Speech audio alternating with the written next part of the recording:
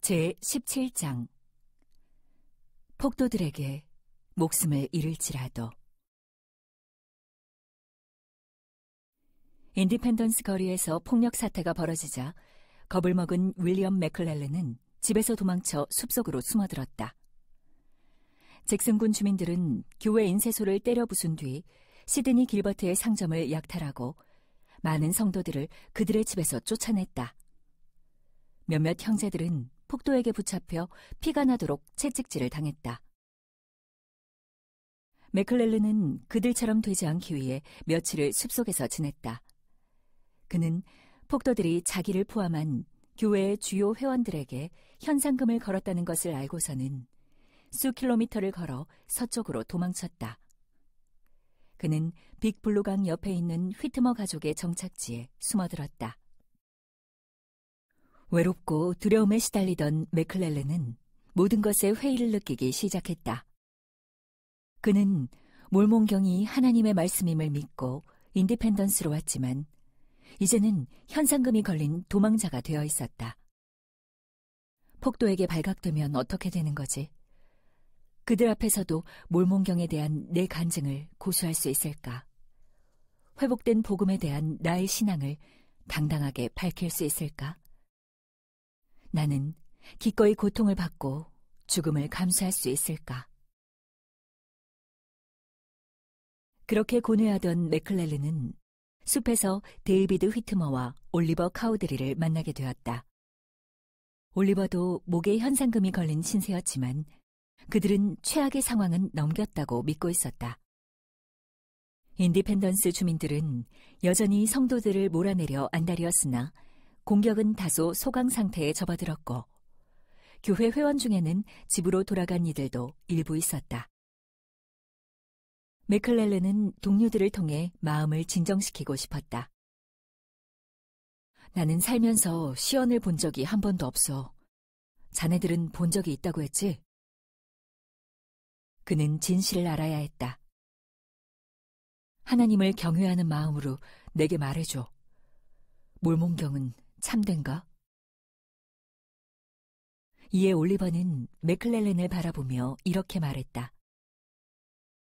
하나님께서는 당신의 거룩한 천사를 보내셔서 몰몬경의 번역이 참되다는 것을 우리에게 알려주셨어. 그래서 우린 그것이 참됨을 안다네. 폭도들에게 목숨을 잃을지라도 우리는 죽는 그 순간까지 그것의 참됨을 천명해야 해. 데이비드는 이렇게 말했다. 올리버는 자네에게 신성한 진리를 말해주었어. 진심을 다해 자네에게 말하는데 그것은 분명 참되다네. 이에 맥클렐랜은 나는 자네들을 믿네 라고 말했다. 1833년 8월 6일 미주리주의 폭력 사태에 대한 소식을 전해 듣기 전에 이미 조셉은 시온에 닥칠 박해에 관한 주님의 계시를 받았다. 주님께서는 성도들에게 두려워하지 말라고 말씀하셨다. 그분은 그들의 기도를 듣고 기록하셨으며 그들에게 답을 주시겠다고 성약으로 약속하셨다. 주님께서는 성도들에게 너희가 고난받은 모든 일들은 너희 유익을 위하여 함께 역사할 것이라고 말씀하셨다. 3일 뒤 올리버가 미주리 폭력 사태에 관한 보고서를 가득 들고서 커틀랜드에 도착했다.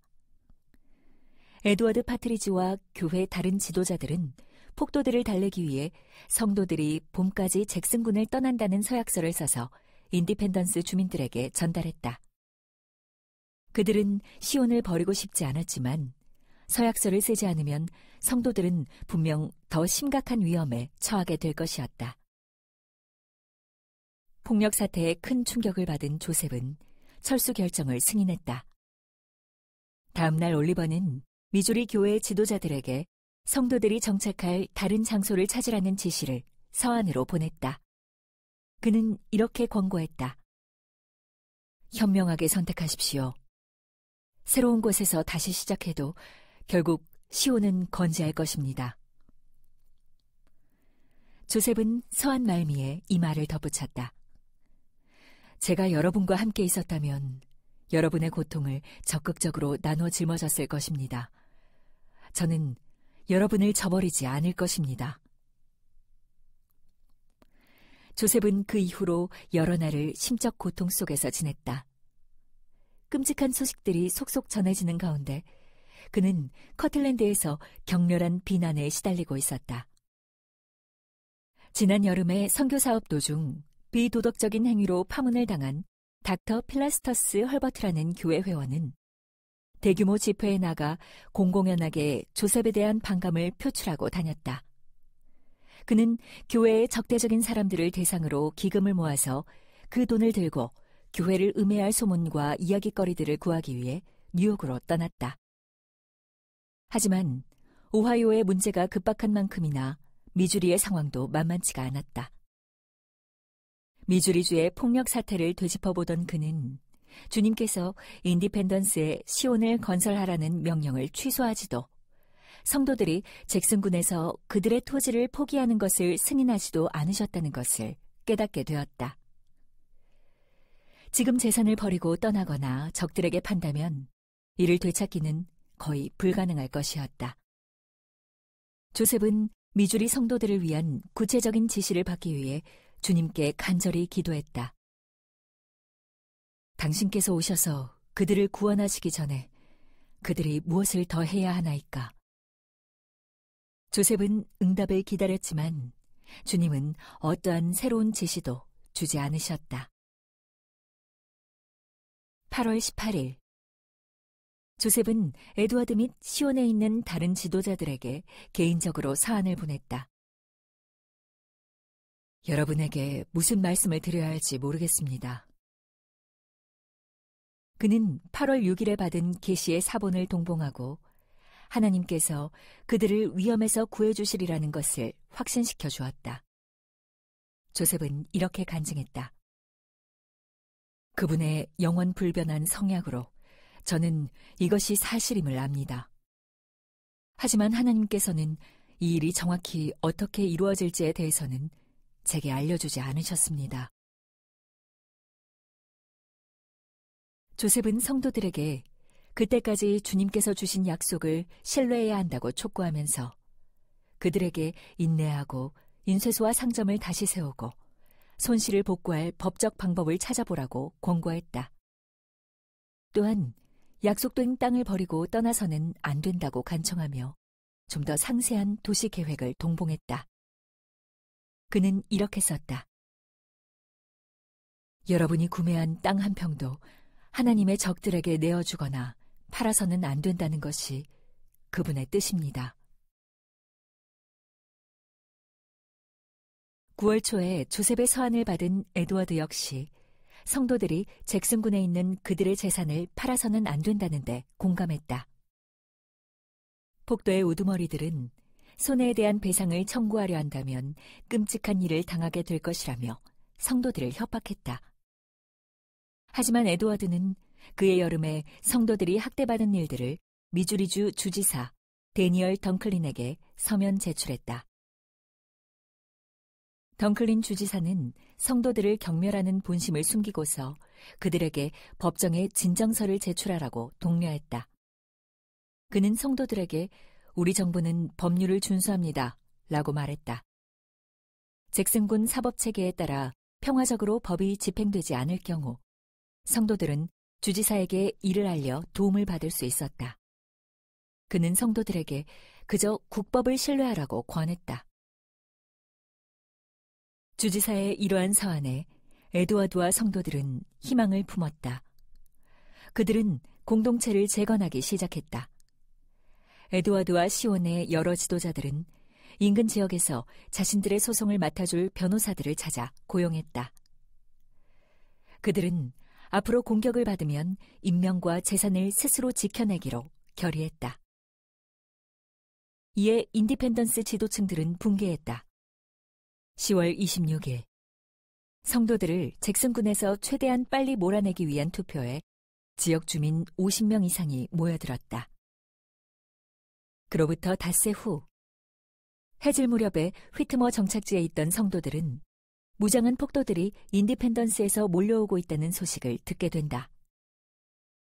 소식이 전해지자마자 리디아 화이팅과 그녀의 남편 윌리엄은 2살 된 아들과 갓 태어난 쌍둥이를 데리고 집에서 도망쳤다.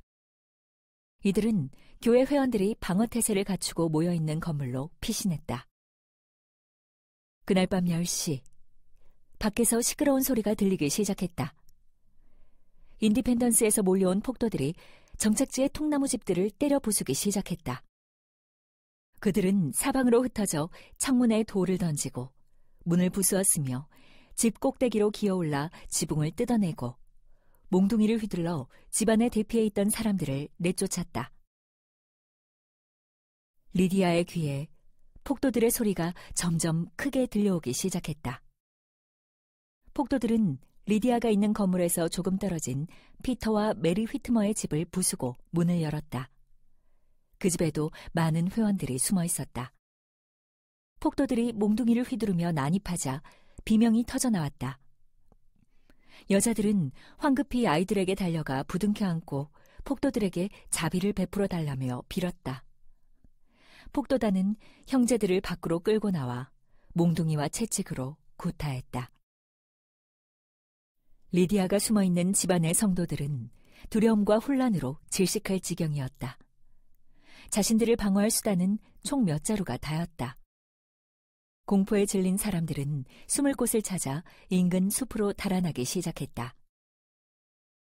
리디아는 자기 옆에 쪼그리고 앉아있는 2 여자아이에게 쌍둥이들을 맡기면서 안전한 곳을 찾아 도망치라고 부탁했다. 그런 다음 리디아는 2살 배기 아들을 품에 안고 아이들의 뒤를 따라 달려나갔다. 바깥은 혼돈 그 자체였다. 폭도들의 손에 수많은 가옥과 굴뚝들이 쓰러졌다. 그곳에서 도망쳐 나온 여자들과 아이들이 리디아를 앞질러 뛰어 달아났다.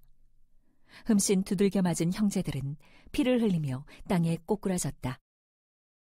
리디아는 아들을 품에 꼭 안고 숲으로 뛰어갔지만 쌍둥이를 맡긴 소녀들과 남편을 모두 놓치고 말았다.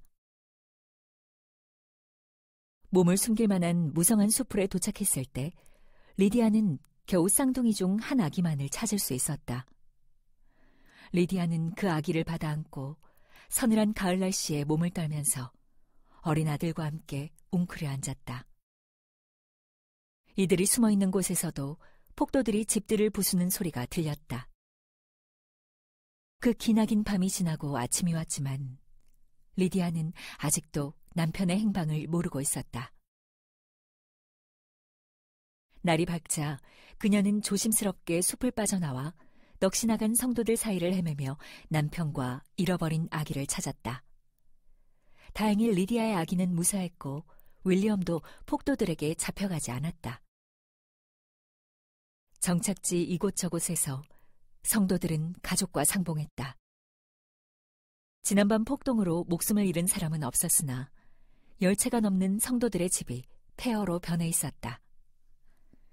성도들은 그날 내내 잔해를 치우고 피해를 복구하고 부상자들을 돌보았다.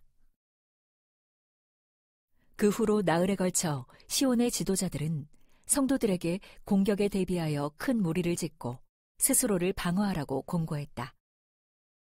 인디펜던스에서 온 폭도들은 말을 타고 교회 지역을 들쑤시고 다니면서 외진 지역에 정착한 성도들을 공포로 몰아넣었다. 교회 지도자들은 현지 판사에게 폭도들을 제지해달라고 사정했지만 그 요구는 묵살되었다. 잭슨군 주민들은 성도들을 한 사람도 빠짐없이 몰아낼 작정이었다.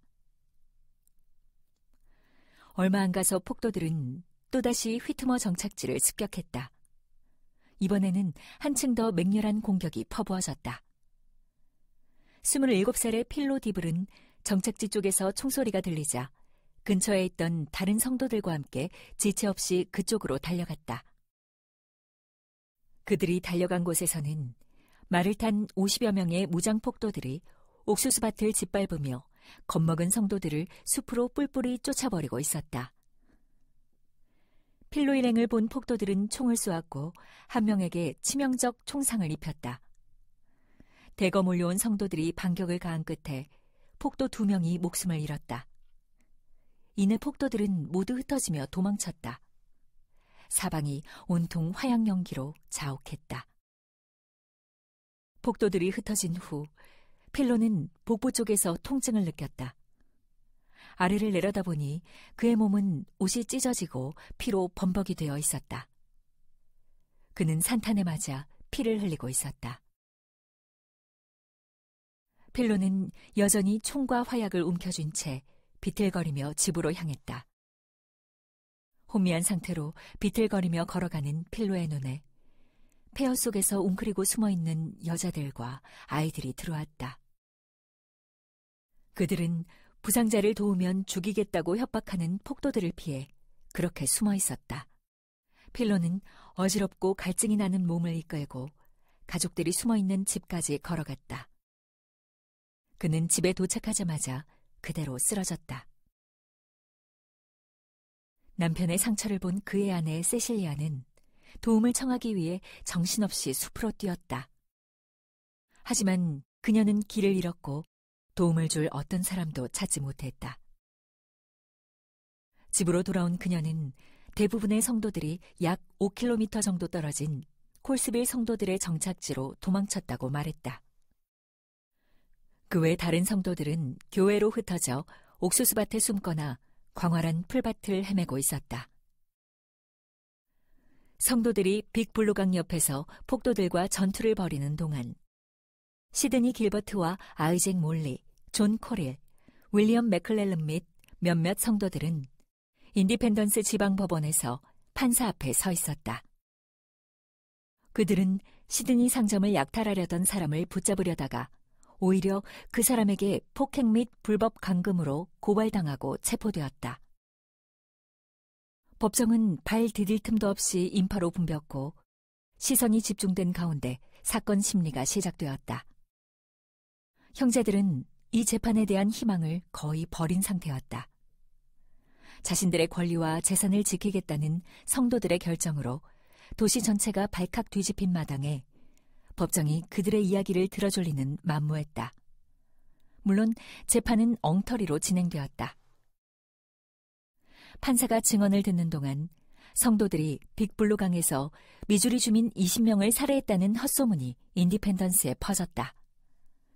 소문을 들은 재판 방청객들은 피의자들을 교수형에 처하라고 고함을 질렀다. 법정은 분노와 혼란에 휩싸인 아수라장이 되었다. 결국 시드니와 형제들이 폭도들에게 넘어가는 것을 원치 않았던 법원 서기 중 한 사람이 주민들의 살해 위협에서 그들을 보호하고자 재수감을 명령했다. 그날 밤 폭력 사태가 가라앉은 후 시드니와 아이잭, 존은 보안관과 2명의 보안관 대리의 호송을 받으며 에드워드 파트리지를 만나러 나갔다. 그들이 가 있는 동안 윌리엄 맥클렐런은 감옥에 남아 있었다. 교회 지도자들은 그들에게 남은 선택지에 대해 논의했다. 그들은 한시바삐 잭슨군을 떠나야 한다는 것을 알았지만 그렇다고 적들에게 자신들의 집과 땅을 넘기고 싶지는 않았다. 하지만 결국 목숨을 잃는 것보다는 재산을 잃는 것이 낫다는 결정이 내려졌다. 이제 그들은 시온을 버려야 했다. 그들은 새벽 2시에 이야기를 끝내고 보안관의 호송을 받으며 감옥으로 돌아왔다. 하지만 감옥에 도착했을 때 그들 앞에는 6명의 무장 괴한들이 기다리고 있었다. 쏘지 마시오! 쏘지 마시오! 폭도들을 본 보안관이 소리쳤다. 폭도들이 총을 겨누자 존과 아이잭은 그 자리에서 달아났다. 몇몇 폭도가 총을 쏘았지만 다행히 그들을 맞히지는 못했다. 시드니는 다른 괴한 2명이 다가와 자신의 가슴에 총부리를 겨누는 바람에 그 자리에 멈춰섰다. 시드니는 마음을 단단히 먹었다. 이후 방아쇠 당기는 소리가 났고 화약 불꽃이 번쩍였다. 시드니는 멍한 상태로 자신의 몸 이곳저곳을 살펴보았다. 하지만 그는 다친 곳이 없었다. 총 한 자루는 부러졌고 다른 한 자루는 불발이었다. 보안관과 보안관 대리는 서둘러 감옥 내의 안전한 장소로 그를 피신시켰다. 잭슨군 주민 상당수가 투쟁을 위해 결집하고 있었다. 그들은 변방으로 두루 전령을 보내 함께 성도들을 몰아낼 무장 세력을 모집했다. 한편 라이먼 화이트라는 한 교회 회원이 총과 몽둥이로 무장한 100명의 성도들을 이끌고서 감옥에 갇힌 형제들을 구하기 위해 인디펜던스로 오고 있었다. 에드워드는 유혈 사태가 더 심각해지기 전에 성도들에게 잭슨군을 떠날 채비를 시작하게 했다. 보안관이 감옥에 갇힌 형제들을 풀어주자 라이먼은 일행들을 해산했다. 성도들이 떠날 때 치안 유지를 하도록 지역 민병대가 소집되었지만 대부분의 민병대원이 정착지를 공격했던 폭도였기에 그들은 폭력 사태를 거의 방치했다. 이제 빨리 도망치는 것 말고는 방도가 없었다. 11월 6일 윌리엄 펠프스는 커틀랜드에 있는 교회 지도자들에게 서한을 보냈다. 끔찍한 시간이었습니다. 남녀노소 할 것 없이 사방으로 도망치거나 그럴 준비를 해야 했습니다. 대부분의 성도들은 북쪽으로 무거운 발걸음을 옮겨 지독하게 차가운 미주리 강을 건너 인근의 클레이군으로 갔다. 그들은 그곳에서 흩어진 가족들과 상봉했다. 비바람이 몰아치다가 이내 눈발이 쏟아지기 시작했다. 에드워드와 다른 지도자들은 강을 건너온 성도들이 눈보라를 피할 수 있도록 얼른 천막을 치고 통나무로 간이 오두막을 만들었다. 상처가 너무 깊어 떠나지 못했던 필로 디블은 휘트머 정착지에서 가까운 자신의 집에 누워 있었다. 의사는 생명이 위험하다고 했지만 그는 다행히 목숨을 부지하고 있었다. 데이비드 휘트머는 북쪽으로 떠나기 전에 필로에게 전가를 보내어 그가 살아나리라는 약속을 전했다.